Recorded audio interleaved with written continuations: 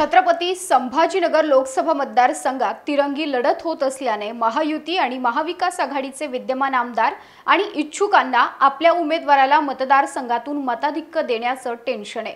कारण लीड न मिळाल्यास विद्यमान आमदारांना विधानसभेला पुन्हा तिकीट मिळवण्यात अडचणी येऊ शकतात। त्यामुळे आमदार आणि इच्छुकांचा या निवडणुकीत कस कसा लागतोय हेच आपण या व्हिडिओतून पाहू। नमस्कार, मी माधुरी कुमकर, तुम्ही पाहताय फॉर द पीपल न्यूज। व्हिडिओला सुरुवात करण्यापूर्वी आपण फॉर द पीपलला सबस्क्राइब, लाईक व फॉलो करा। पोस्ट ग्रॅज्युएट डिग्री कोर्सच्या माध्यमातून परिपूर्ण राजकीय नेतृत्व घडवणारं आणि प्राध्यापक राहुल कराड यांच्या संकल्पनेतून साकारलेलं भारतातील पहिलं institute MIT school of government presents जागर लोकशाहीचा। सध्या लोकसभेसोबत विधानसभा मतदारसंघाचीही चाचपणी होत असल्याने विद्यमान आमदारांचा कस लागतोय।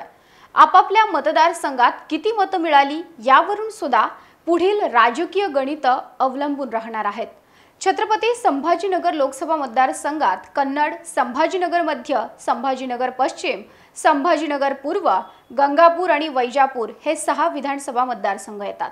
यामध्ये शिंदे सेनेचे 3, भाजपचे 2 तर 1 ठाकरेंच्या शिवसेनेचा आमदार आहे।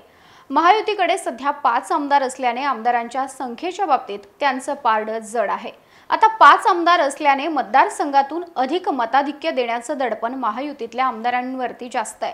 कारण कन्नड मतदारसंघात ठाकरेंच्या शिवसेनेचा एकमेव आमदार आहे। संभाजीनगर लोकसभा मतदारसंघात महायुतीतून शिंदे सेनेचे संदीपान भुमरे विरुद्ध महाविकास आघाडीतून ठाकरेंच्या शिवसेनेचे चंद्रकांत खैरे विरुद्ध MIMचे इम्तियाज जलील अशी तिरंगी लढत होतीये। शिवसेनेमध्ये उभी फूट पडल्यामुळे संभाजीनगर शहर आणि जिल्ह्यातील जवळपास सगळेच महत्त्वाचे नेते उद्धव ठाकरेंची साथ सोडून मुख्यमंत्री एकनाथ शिंदे यांच्या सोबत गेलेत। त्यामुळे शिंदेंकडे गेलेल्या विद्यमान आमदारांना भुमरे यांच्या विजयासाठी मोठी कसरत करावी लागणार आहे। दुसरीकडे ठाकरेंच्या शिवसेनेत देखील खैरे यांच्या विजयासाठी कन्नडचे आमदार उदयसिंग राजपूत यांना मेहनत घ्यावी लागणार आहे। कारण महाविकास आघाडी आणि महायुती दोन्हीकडच्या उमेदवारांना MIM आणि वंचितची देखील धास्ती आहे। इथं वंचितनेही आपला उमेदवार उभा केलेला आहे।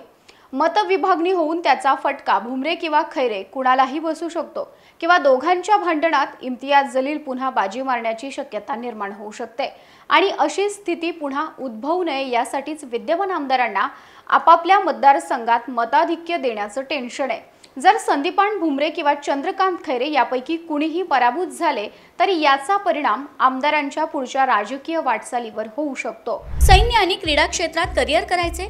नेताजी सुभाषचंद्र बोस सैनिकी निवासी शाळा पुणे। ॲडमिशनसाठी संपर्क 960 781 1662।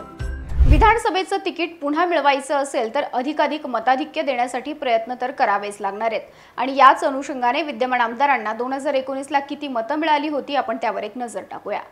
संभाजीनगर मध्य विधानसभा मतदारसंघात 2019 मध्ये झालेल्या निवडणुकीत प्रदीप जयस्वाल यांना 82,217 मतं मिळाली होती। त्यांचे प्रतिस्पर्धी MIMचे नासिर सिद्दीकी यांना 68,325 तर वंचितचे अमित भुईगळ यांना 27,302 मतं मिळाली होती। संभाजीनगर पूर्व विधानसभा मतदारसंघातून भाजपचे अतुल सावे यांना 93,966 तर MIMचे डॉक्टर गफ्फार कादरी यांना 80,036 मतं मिळाली होती। संभाजीनगर पश्चिम मध्ये शिवसेनेचे संजय शिरसाट यांना 83,792, अपक्ष राजू शिंदे यांना 43,347, MIMचे अरुण बोर्डे यांना 39,336 तर वंचितचे संदीप शिरसाट यांना 25,649 मतं मिळाली होती। कन्नड मतदारसंघातून पूर्वीची शिवसेना आणि आत्ताच्या शिवसेना उद्धव बाळासाहेब ठाकरे पक्षाचे उदयसिंग राजपूत यांना 79,225, अपक्ष हर्षवर्धन जाधव यांना 60,535 तर राष्ट्रवादीचे संतोष कोल्हे यांना 43,625 मतं मिळाली होती। गंगापूर विधानसभा मतदारसंघातून भाजपचे प्रशांत बंब यांना 1,07,193 तर राष्ट्रवादीचे संतोष माने यांना 72,222 मतं मिळाली होती। वैजापूर मधून शिवसेनेचे रमेश बोरनारे यांना 98,183, राष्ट्रवादीचे अभय पाटील यांना 39,020 तर अपक्ष अकिल शेख यांना 21,835 मतं मिळाली होती।